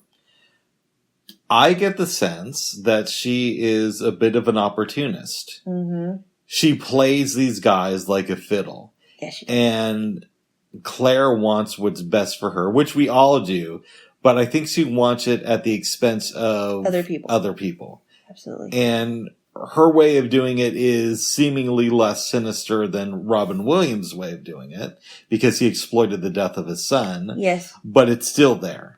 She's definitely exploitive. And in that sense, you could make the argument that maybe they should have been together at the end of the movie. Absolutely. Instead of her, seeming like she's going to be with Mike. Yeah. Because both of them were out for their own best interest. Yeah, and Mike seems a little bit shallow too. He does. But we don't know as much craziness about him as we do about Lance and Claire.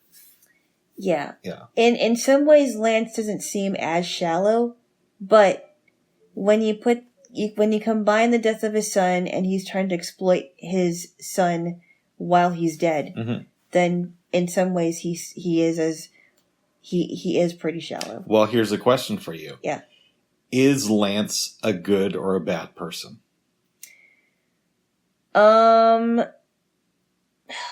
possible that he's he may be a good person that does bad things. Okay. But he's done enough bad things to where... Or maybe he's a little bit of both. Well, we're all a little bit of both, but... I don't know. If gun to your head, if you had to pick whether he's a good or a bad person, I don't know where I go because... I don't know either. He's done enough bad things to get a son like Kyle. Because a parent, plays a big role in how a kid is raised. And we're seeing him in the last days of Kyle's life where he kind of acts like more of a victim to the situation. Absolutely. Right? Because he did ask Kyle, like, what have I done to deserve this? Yeah. What did I do to you to deserve this? It's not, what could I do to help you with this? Mm-hmm. It's like, why are you treating me like this? Instead of, what did I do to make you want to treat me this way? Yes. Yeah. And I think a lot of parents think that way too. I agree. Yeah. Do you have any other questions about this movie? I forgot to mention the scene when the two girls were fighting over the CD. That's great. And then they pick it up and you have Bruce Hornsby. What? If they pick up the CD, teacher picks it up and it's a Bruce Hornsby CD. I will say that Bruce Hornsby, when he played that song for Kyle, I thought it was a really cool version of his old song. Nice. It was really good. Very good. Yes. Anything else you want to say about this movie? No, I don't. You would give it a strong 7, though. It's as good. I would give it a 7 at least. I know we talked about this last night, but which movie did you like better? To Sir with Love or World's Greatest Dad? I like To Sir with Love, even though I think, it's only like a 7.5 though. Even though we both say that there should be a little bit more depth to the students and the teacher. But you thought it was better than World's Greatest Dad? I did. Really? Okay. Yeah. Where would you rank World's Greatest Dad in the movies we saw this weekend? I don't know. Okay. I don't know. It's close to me between that, There Will Be Blood, and 12 Angry Men. There Will Be Blood. We didn't watch. I for some reason I keep confusing that with No Country for Old Men. No Country for. I don't know what you're talking about. I don't know why. No Country for Old Men. Yeah. Let me think about that, because No Country for Old Men was really good, and so was 12 Angry Men.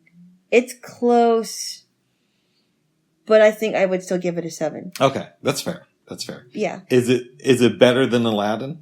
I say yes, but what do you say? I don't know. I like Aladdin. Okay. I can't really. It's a different kind of good. Nice.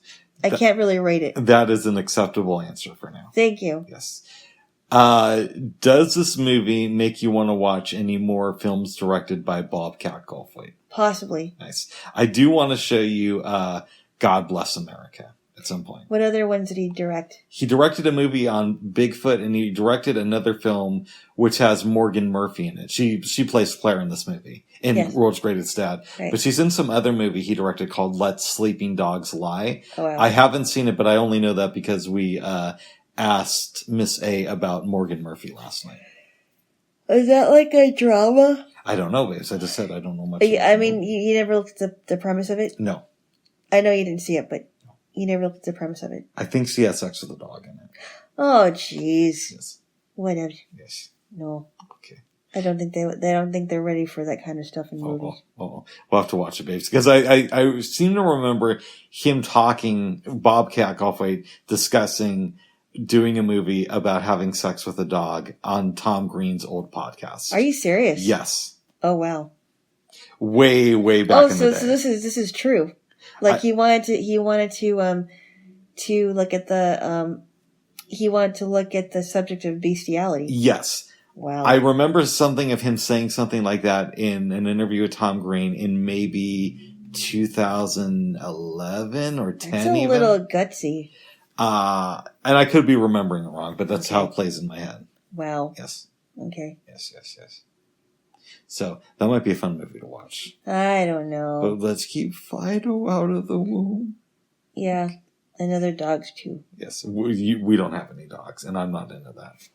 No, I'm not into that either. I think it's disgusting. Oh, good. There's some question with you. Hey! I'm joking, babes. Give me a kiss. I can't believe you. I'm joking. Give me a kiss. First, a broad joke. It's really bad. Okay, and this one. Okay, well, give me a kiss.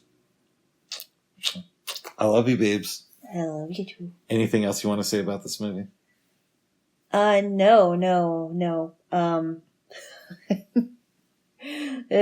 Yeah, Bobcat Goldthwait has a very interesting sense of humor, it sounds like. He does.